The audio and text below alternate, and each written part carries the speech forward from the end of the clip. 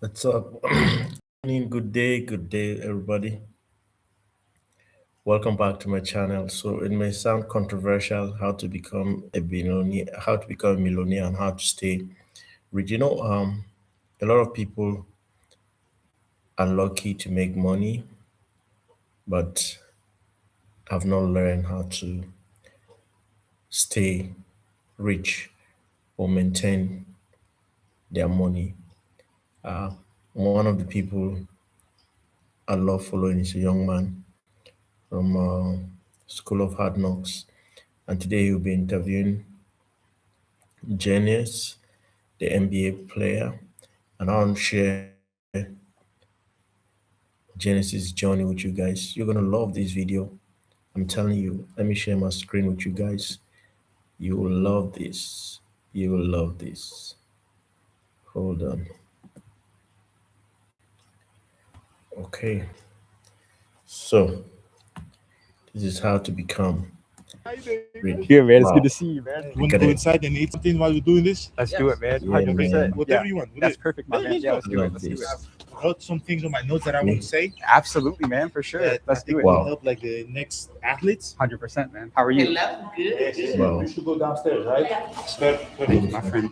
So real quick, I wanna like let the people know because we're filming behind the scenes stuff as well. This is one of your businesses. So yeah, this is one of my businesses. I think they have a lot of restaurants. One in New York, one in Chicago, I think one in LA. So they reached out to me. They said that they want to open like a restaurant here in Milwaukee because I'm Greek. And I was like, oh, lovely. I'll be able to after games, like come eat here, enjoy Mediterranean cuisine, and have a little bit of privacy and stuff. Because like I can have like I had a meeting in here prior to this interview. It's been good. Like I've been like doing what I love to do, enjoy.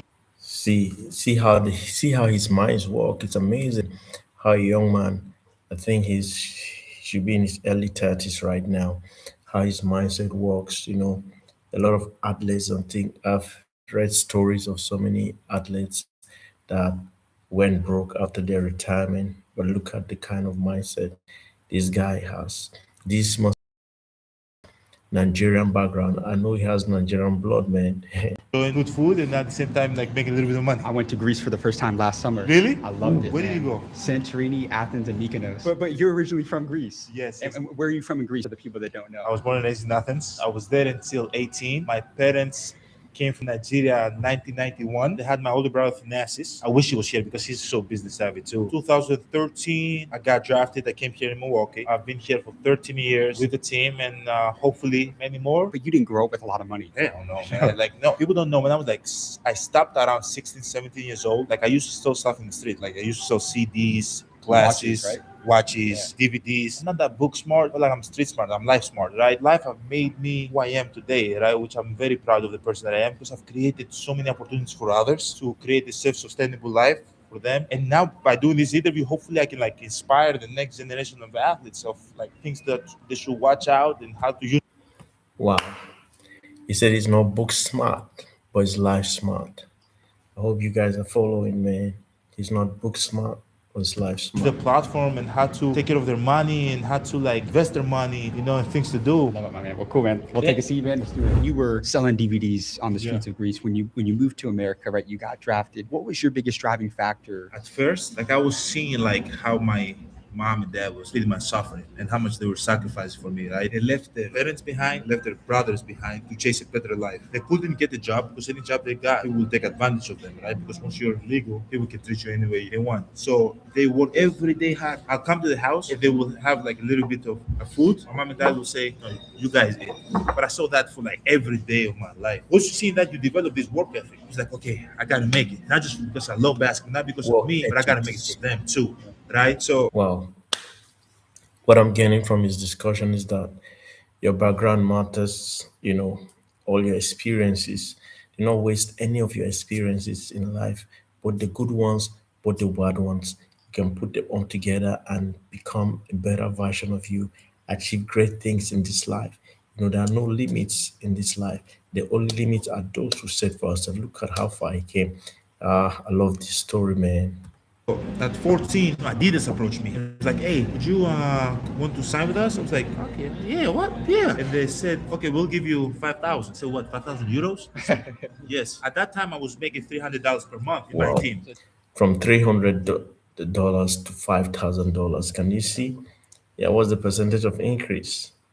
To you, that was a lot of money at Oh the my time. God, what? Come on. They said, come. I was like, please, like, my older brother was a better player than me at the time. I was like, you guys mind if you sign my brother too? It was like, yeah, we'll sign him for $5,000 too. So we go to the office. I took my mom. I said, Mom, come with me. Blah, blah. And we went to the office, to the headquarters. And then they brought the paper. This is when I realized, like, the business side of things. They put the paper right here. They said, Giannis Antetokounmpo, $5,000. Was like, what is my brother's contract? It was like, no, you sign yours first, and then your brother will sign his. I said, no, no, no, no, that's not what you guys told me. You guys said that I'm going to sign, he's going to sign. Like, yeah, he'll sign, but you sign yours first. Then I said, no, brother. My mom was right there. No, brother, I can't sign it. My mom was like, it's $5,000. I said, Mom, no. Then we move on. I'm in the car with my agent maybe the next day, and a lady from Nike called me.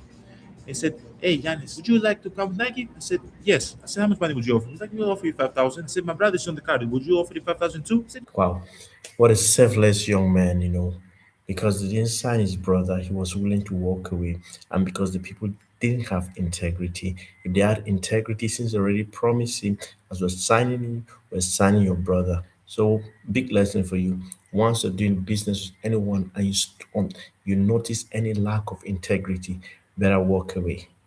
yes. I said, okay, I'll come with Nike. Yes, that's how Nike got me. You said something there, though. I want to ask you about real quick. You mentioned that when you were in that room with Adidas and you had that $5,000 offer on the line, which is more money than you had really ever seen before, you were willing to walk away because they weren't really true about what they were initially offering, which was you wanted your brother to get that deal as well. Can you talk to that young athlete, that young creative, that young artist that is on the brink of being taken advantage of, per se? How did you have that staying power to be able to walk away from that? I knew what I was worth. But at the same time, I was lucky enough to be very selfless because I was doing things for other people. Like if it was just for me, if I was being selfish, I'm like, yeah, I'll sign that paper. Yeah, my brother will sign whenever it is. But I wasn't that person. One of the biggest pet peeves is when people are inconsiderate of other people's feeling, space, time, energy. God blessed me and I was lucky enough to be selfless, to always put other people first for my own needs. I would say when when an athlete start playing, so he doesn't know about financial literacy, he doesn't know. And look at how far he has come in life,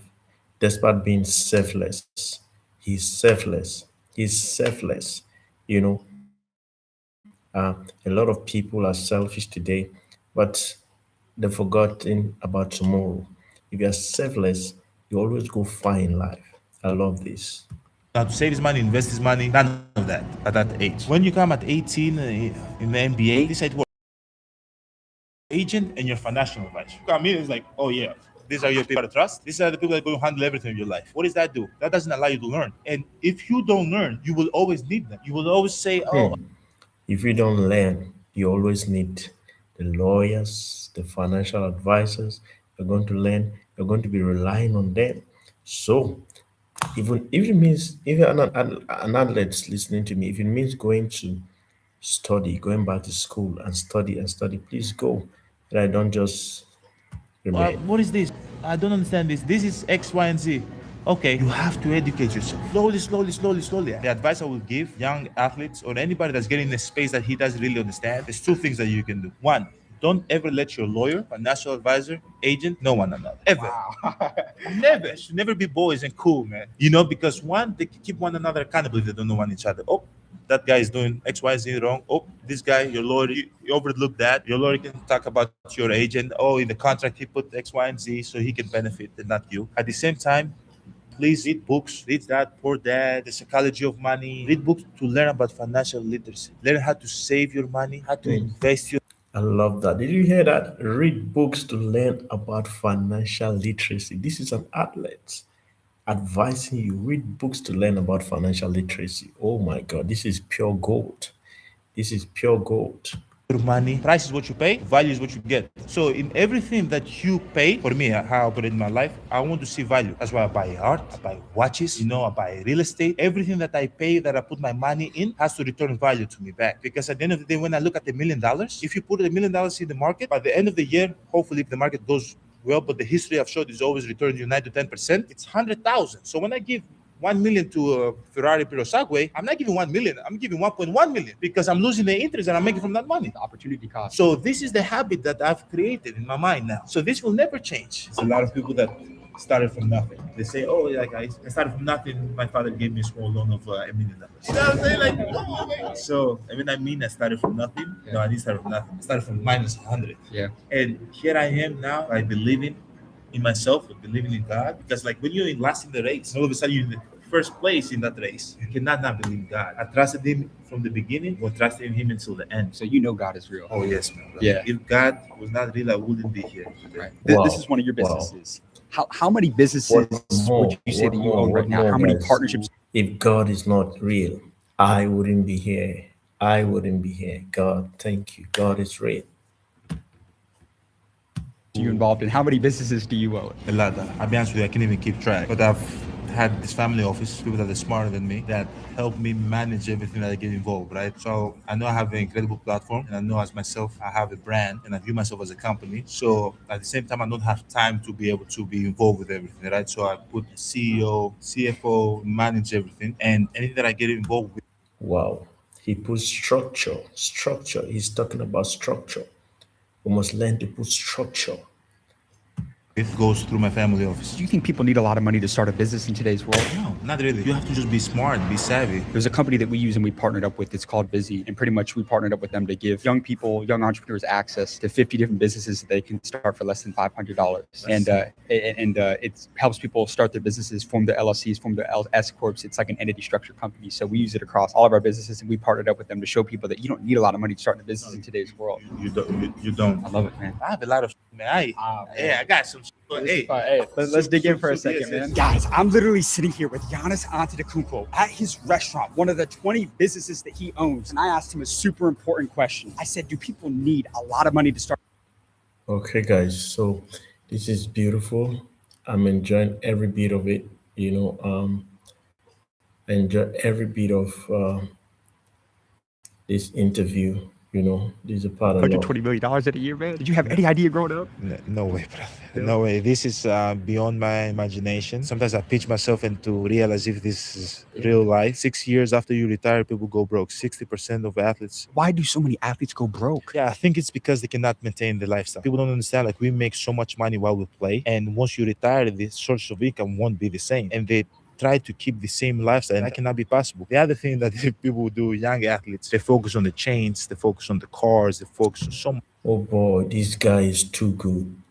Don't focus on the wrong things in life. If you want to be rich, don't focus on the wrong things. Focus on the right things, man. Much on this false reality, false lifestyle, man. Rich is what you see. Wealth is what you don't see. Extreme wealth is what you don't see. You haven't spent, you kept investing.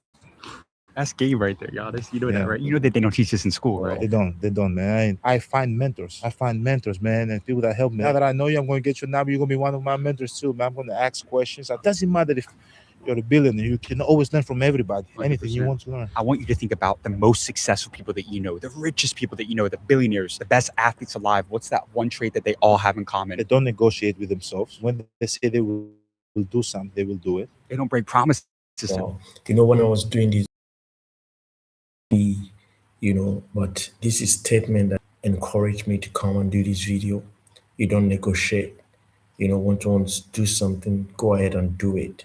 I love this. This is pure gold, guys. They don't break promises. If they say, I'm going to wake up tomorrow and I'm going to go and run 5 miles, they will do it. And they have incredible habits. I feel like a lot of people, once they make it, they slow down because of set goals, they limit themselves. Do you feel like you've made it yet? No, man. No? No. I have so many goals and aspirations that I want to accomplish. All right, let me ask you, are you going to be a billionaire? Yeah. You are. How are you going to become a billionaire? Look, if I don't do nothing and I just keep on investing my money, your money doubles every 7 years. Every 7 years, you said? Every 7 years. Yeah, if you invest in the market, if you see my career earnings and things that I've made off the court. Hey, you made a lot of money throughout your career. Yeah. Even if I don't do nothing, I'll probably be a billionaire while I'm playing. So are you afraid of debt? No, hell no. Why not? No.